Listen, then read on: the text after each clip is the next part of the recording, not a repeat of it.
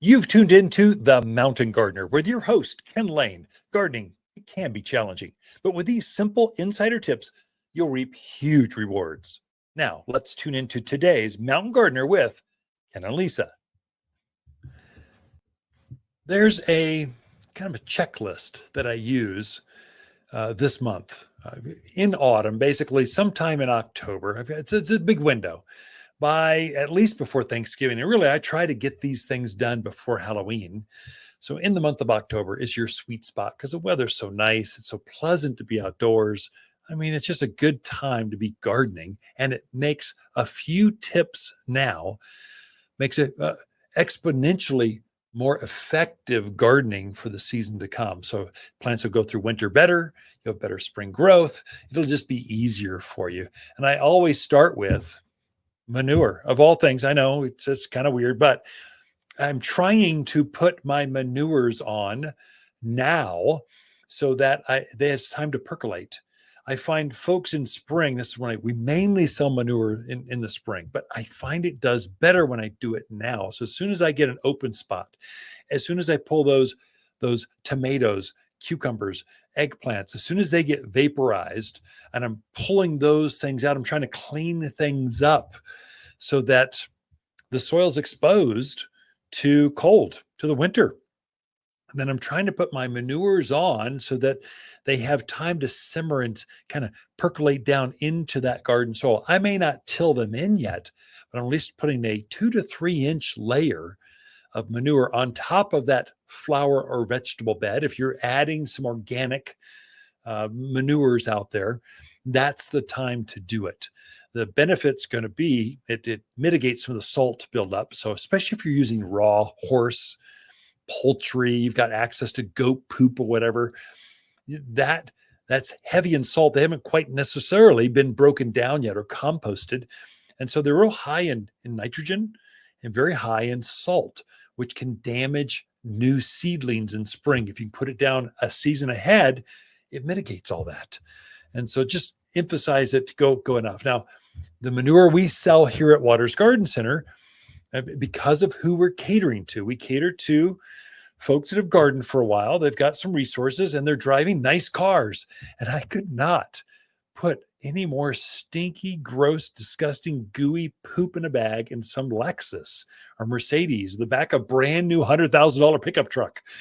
So we deodorize it. We compost it for an extra season. So it's composted 3 times longer than most other poops.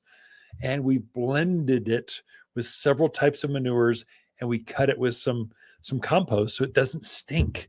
You open up the bag, it doesn't look like poop in a bag, whereas most poop, my skin crawled just thinking about it. This one you do not do that with. So we've got deodorized manure. If in doubt, if you just need a little bit, that's the way to go. If you've got access to free piles of horse or goat poop, go for it. Just make sure it's composted. There's some issues that can happen. So let's start with that, number 1. So spread your manures out throughout the yard. Number 2, it's time to collect your seed. So if you got wildflowers or zinnias, they're fully seeded right now.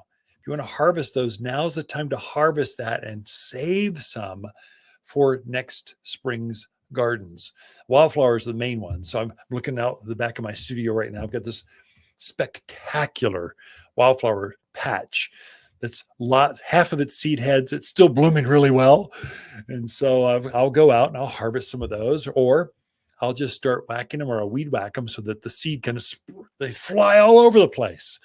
And it's a established wildflower patch enough that there's plenty left over for the birds and for next season's flowers. Clean your bird feeders. We are on the migratory path, and it's super important. So some of your backyard birds that you've named, they're going to leave, and they're going south. But there's a whole nother, the birds that are north of us, they're going to use your feeders. They're going to use your yard. They're going to help them to migrate. And so it's kind of an exciting time now through November or so. You'll see a lot of different kinds of birds. And then some birds, they camp out here in winter. You know, your robins and that kind of stuff. They like the jays. They stay here. And so you want to kind of keep them healthy. Maybe it's time to clean up those bird feeders so that you have this fresh seed, fresh food for them. It's also time to clean your cold frames or greenhouses. Sometimes things build up in there. We haven't been using the cold frames. We've been outdoors, but now it's time to start bringing some of those plants back in. Make sure you're not spreading disease by something carrying over from last spring back. Things can perpetuate. So cleanliness is next to godliness. I know that's not biblical. Don't come back at me. I know it's not actual verse, but it should be. As far as the gardener's Bible, it should be in there. Cleanliness is everything. It keeps the bugs, the disease, things from going south on you and spreading. Winterizing your garden. That's really coming down to your ponds, your bird feeders, your fountains, that kind of stuff. They are not going to like to freeze and thaw. And so to prepare that, I would say take the bird feeder top off, put a decorative one on top of that, or a plastic one, or I sell more glazed saucers as bird bath tops than I do actual bird baths. And so they're using that because they don't absorb the moisture as easily. And if they freeze, they aren't as expensive. So they're not quite as decorative, but they're darn close. So think in terms of, should I have that fountain running in midwinter? No.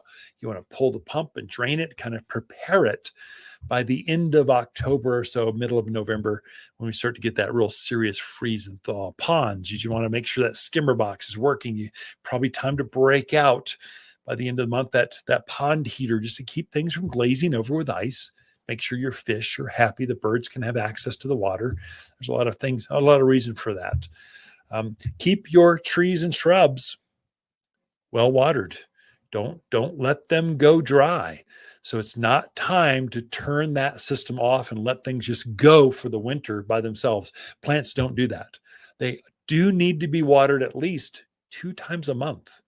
Starting November, so when you start to get your first heavy freeze, go, okay, I can scale back my irrigation, but I do need to water plants at least twice a month, especially if you've got a brand new landscape or new plants, new trees and shrubs you're planting this fall. I encourage it. It's time to plant those, but you can't plant them. They aren't fully rooted yet, and expect them to go through all winter with no water. They'll need your help. And so water things at least 2 times a month, starting November through the winter season. It's important. And I find a lot of rookies make that big mistake. You can start cutting back your perennials now. Perennial flowers mainly, especially if they're diseased or spotted or they're wilting or they're just going to seed. It's time to cut those things back at your leisure. There's no pressure. Go for it. It's time to clean, sand, oil, sharpen your pruners, your shovels, your picks. It's time you're storing some of those things. Don't keep them out there where they just rust. Get them ready and store them appropriately, especially pruners, especially if you've got a really good pair of pruners. Sharpen and kind of grease and oil them. And then, for the love of gardening, fertilize everything in the yard. I've got a couple different fertilizers. The number one seller is 744 all-purpose plant food. It's the original. It's the one that's been out the longest. 20-pound bag will cover about 2,000 square feet. So the average yard might need 3 or 4 bags. Just go spread it out over the rock. It'll go through the rock and the fabric. It'll just get it out there. And winter, the snows and the rains and the irrigation that you have, that will slowly break it down. It will use that food to store in the root structure. So it will use that next spring. It will use that over the winter to form flower and leaf buds. That's what you get. You fertilize now for spring of next year. And then if you've got pine trees, it is important to care for those, especially native pinyon pines, ponderosa pines. Aphids are going to be thick this spring, this fall through spring. It got cool early, so they're going to go crazy, and bark beetle are going to be active. So treat your pine trees with tree and shrub drench. There's a bug killer. You do not need to be an arborist. You mix it up in a watering can, pour it right at the trunk, and the plant will take it up. It protects, it inoculates. It keeps the bark beetle, the tip borers, the aphids out of your pine trees. They're really pronounced, and you kind of treat those in the fall of the year, and it kind of it just protects all that new growth you had this spring. So fertilize and treat with tree and shrub drench your evergreens, especially keep them healthy through winter. That's kind of my top to-do list. I get you a copy of that available at the garden center or next class or something, but that's your go-to top 11 things to do in the yard for a healthier fall, winter, and spring landscape. Water's October companion plants that grow well together are blaze maple, burning bush, spicy mums, and glamour kale. Few flowers are more elegant in fall than Water's Glamour Kale.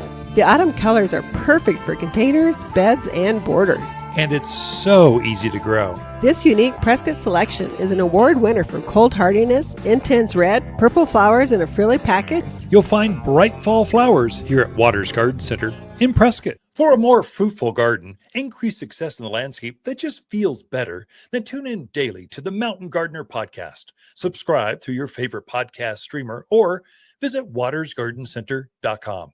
Better yet, visit me directly right here at Waters Garden Center. Thanks for tuning in.